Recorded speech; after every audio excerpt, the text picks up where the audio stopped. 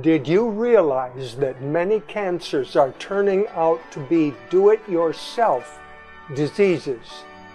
What we eat and drink, where we live and work, and what we breathe may well determine whether we become a cancer statistic. Today, we want to talk about the good news of how to prevent cancer.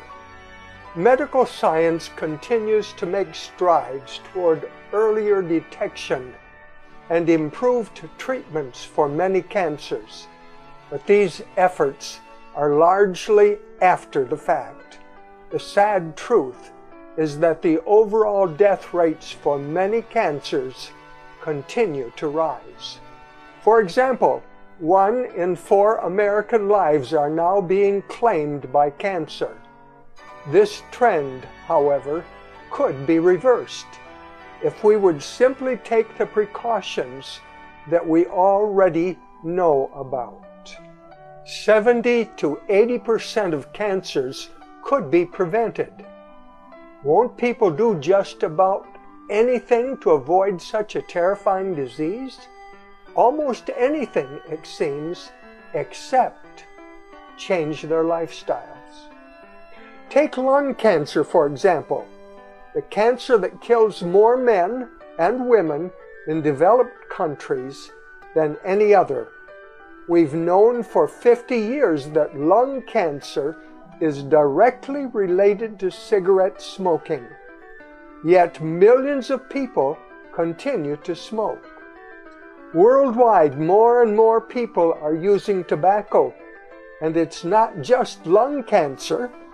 Close to 90% of the cancers of the lung, lip, mouth, tongue, throat, and esophagus could be prevented if people simply stopped using tobacco. It would also prevent half the bladder cancers. Overall, tobacco use is responsible for approximately 1/3 of all cancer deaths. But that's not the whole story. By age 60, smokers are 10 times more likely to die from heart disease and stroke than non-smokers. Thousands more smokers die by slow suffocation from emphysema. If you smoke, determine now to get help to stop smoking. Seventh-day Adventists have one of the most successful stop smoking programs in America. Why not give them a call? People don't realize that diet, what people choose to eat, relates to as many or more cancer deaths as tobacco. Most researchers now agree that 33% of cancers could be prevented with an improved diet, and others put the figure even higher. Food, you may ask? How can food cause cancer? Is it because of the chemicals and pesticides used to grow and preserve our food? Carcinogens, which refer to cancer-producing substances, are a concern, especially with the array of additives, preservatives, flavor enhancers, pesticides, and other chemicals that are used in producing and marketing much of our food. However, only 2% of cancers can be reliably linked to these substances. In contrast, evidence of the connection between cancer and such dietary factors as fiber and fat grows stronger every day. Compared with diets at the turn of the century, the average Westerner now eats 36% more fat and 1/3 less fiber. In areas around the world where fat intake is low and fiber consumption is high, there is a negligible incidence of the more common cancers such as colon, breast, and prostate cancers.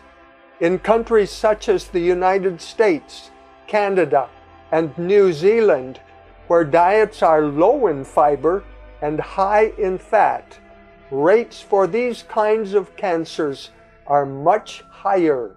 How can things such as fiber and fat influence cancer? Not all the answers are in yet, but cancer is associated with carcinogens, chemical irritants that can produce cancerous lesions over time. Bile acids are an example. The amount of fat in the diet affects the amount of bile the body produces. In the intestinal tract, some of these bile acids can form irritating carcinogenic compounds. The longer these compounds stay in contact with the lining of the colon, the more irritation results. This is where fiber comes in. With a low fiber diet, digestive material moves slowly through the intestines, often taking from 72 hours to 7 days transit time to complete the journey from entry to exit. Fiber absorbs water like a sponge. This helps fill the intestines and stimulates them to increased activity. With a high fiber diet, our food travels through the intestines in 24 to 36 hours. This helps the colon in two ways. It shortens the exposure to irritating substances, and it dilutes the concentration of the irritants because of fiber's water-holding ability and insulating effect. Could racial or cultural variations rather than diet account for these differences? Researchers have asked the same question. They have found, for example, that Japanese living in villages and rural areas have very few of these cancers. Their traditional fiber consumption is high, and fat intake averages only 15% to 20% of the diet, half as much fat as Americans. But when Japanese migrate to America and other westernized countries and adopt Western eating habits and lifestyles, their rates for these cancers increase dramatically and soon equal those for Westerners. What about other cancers? A high-fat intake depresses the activity of important cells in the body's immune system. This effect has been studied extensively in connection with breast cancer and is believed to affect other types of cancer as well. A weakened immune system literally opens doors for many kinds of cancer to invade the body.